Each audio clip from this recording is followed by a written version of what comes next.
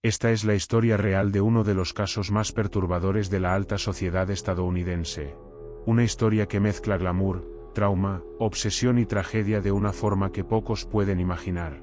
En la década de 1940, Barbara Daly era una famosa socialité neoyorquina, modelo de revistas como Vogue y Harper's Bazaar, y considerada una de las mujeres más bellas de la ciudad. Su rostro era sinónimo de elegancia y sofisticación, apareciendo en portadas de revistas y asistiendo a los eventos más exclusivos de Manhattan.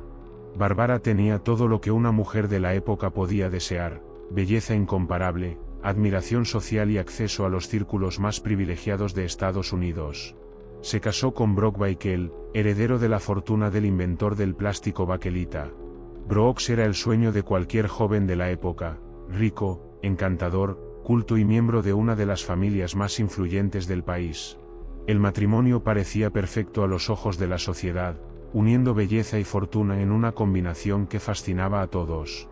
Pero a pesar del glamour, Barbara cargaba con profundos traumas. Su padre se había suicidado en 1932, disfrazando el acto como un accidente. Esto dejó huella en la familia y posiblemente contribuyó a la propia inestabilidad emocional de Barbara. Este evento traumático nunca fue procesado adecuadamente por la familia, que prefirió mantener las apariencias y ocultar la verdad tras una fachada de normalidad. Barbara creció en un entorno donde los sentimientos eran reprimidos y las apariencias eran más importantes que la salud mental. La pareja tuvo un hijo, Anthony Baekeland, en 1946, y la familia llevó una vida opulenta llena de fiestas, viajes y lujo extremo. Se desplazaban entre París, Londres, Nueva York y las playas más exclusivas de Europa. El champán francés, las cenas con famosos, los yates por el Mediterráneo y las lujosas mansiones formaban parte de la rutina de Spiekeland. Para un extraño, parecían la familia perfecta, hermosos, ricos y aparentemente felices. Pero la realidad tras las puertas cerradas era muy distinta.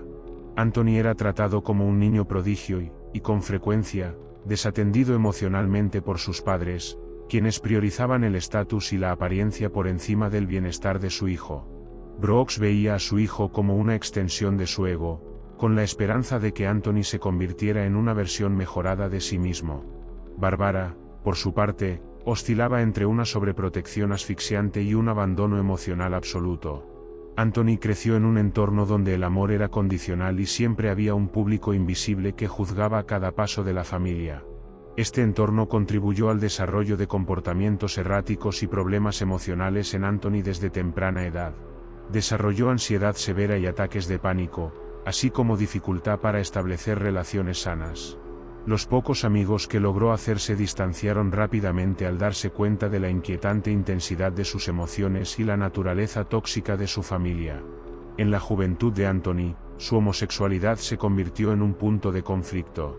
Barbara no aceptaba la sexualidad de su hijo e intentó corregirlo de diversas maneras. Para ella, tener un hijo gay era una humillación social inaceptable y un reflejo de su propio fracaso como madre ante la alta sociedad conservadora de la época. Consideraba la orientación sexual de Anthony como algo que debía corregirse, como si fuera una enfermedad o un defecto de carácter. Al principio, intentó obligarlo a tener relaciones con mujeres, incluyendo a la joven francesa Sylvie, e incluso recurrió a prostitutas para intentar cambiarlo. Barbara organizó encuentros forzados, creó situaciones embarazosas y presionó públicamente a Anthony para que demostrara interés en las mujeres. Incluso llegó a pagar a trabajadoras sexuales para que iniciaran a su hijo, creyendo que una experiencia heterosexual bastaría para curarlo. Pero nada funcionó.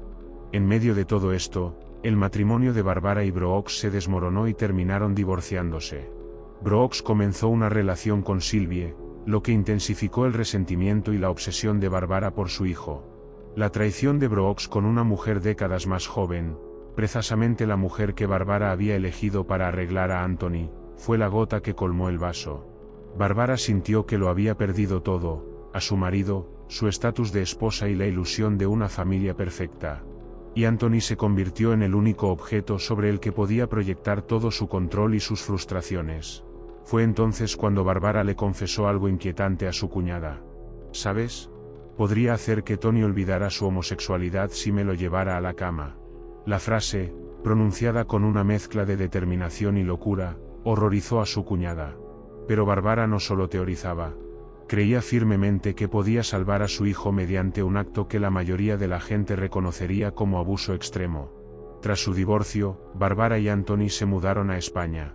Lejos de los prejuicios de la sociedad neoyorquina, Bárbara reforzó el control sobre su hijo.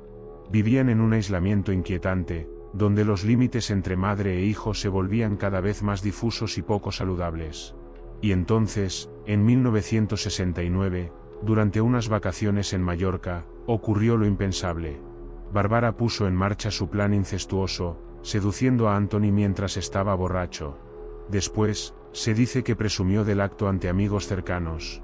Bárbara parecía creer sinceramente que había hecho algo heroico, que había salvado a su hijo de la homosexualidad. Relató la historia con un orgullo inquietante, como si hubiera hecho un noble sacrificio por amor maternal. Pero lo que ella hizo fue destruir por completo lo que le quedaba de cordura a Anthony. Este episodio lo traumatizó profundamente, acelerando el deterioro de su previamente estable salud mental y llevándolo a comportamientos paranoicos y agresivos, incluyendo amenazas contra su madre con un cuchillo. Anthony comenzó a sufrir episodios psicóticos, alternando entre momentos de terror absoluto y rabia incontrolable. Empezó a ver a su madre no como una protectora, sino como una depredadora, la persona que debería haberlo amado incondicionalmente y que se había convertido en su peor pesadilla. Los años siguientes estuvieron marcados por hospitalizaciones psiquiátricas fallidas, tratamientos inadecuados y un círculo vicioso de dependencia y odio entre madre e hijo. Bárbara se negaba a dejarlo ir, y Anthony no podía liberarse de ella. Fue una danza macabra de destrucción mutua. Hasta que, el 17 de noviembre de 1972, Anthony atacó a Bárbara en su ático de Londres, apuñalándola en el corazón y causándole la muerte. Cuando llegó la policía, encontraron a Anthony sentado junto al cuerpo de su madre en estado de shock. Según se dice, murmuró repetidamente, "No me dejaba en paz. Nunca me dejaba en paz".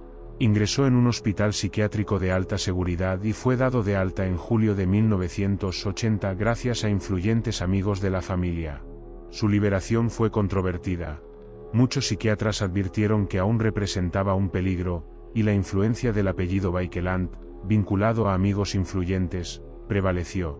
Poco después, intentó apuñalar a su abuela en Nueva York, pero ella sobrevivió y Anthony fue arrestado. El ataque demostró que Anthony seguía profundamente perturbado e incapaz de procesar el trauma que había experimentado.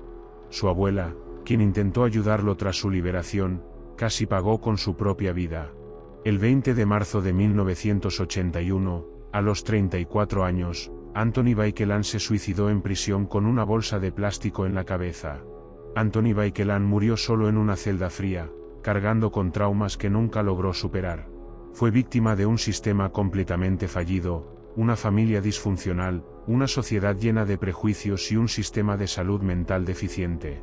La historia de Baekeland es un sombrío recordatorio de que el dinero y los privilegios no protegen a nadie de sus demonios internos. Bárbara Dalibeckel, la mujer que lo tenía todo, se destruyó a sí misma y a su hijo en nombre de la obsesión de Intia por el control y la aprobación social. Anthony nunca tuvo una oportunidad. Nacido en una prisión dorada, fue abusado por la misma persona que debería haberlo protegido, convirtiéndose finalmente en lo que más temía y en un reflejo del trauma que sufrió. Esta historia nos obliga a cuestionar el alcance de la responsabilidad de una madre. ¿Qué sucede cuando el amor se convierte en obsesión? ¿Y cuántas otras víctimas sufren en silencio, tras las rejas? Si tú o alguien que conoces sufre abuso, busca ayuda. El CVV-18 dice que sí. No estás sola. ¿Y tú? ¿Qué opinas de este caso? ¿Crees que Anthony tenía alguna posibilidad de tener una vida normal o su destino estaba sellado desde su nacimiento? Deja tu opinión en los comentarios. Y si quieres ver más casos perturbadores como este, suscríbete al canal y activa la campanita para no perderte ningún vídeo.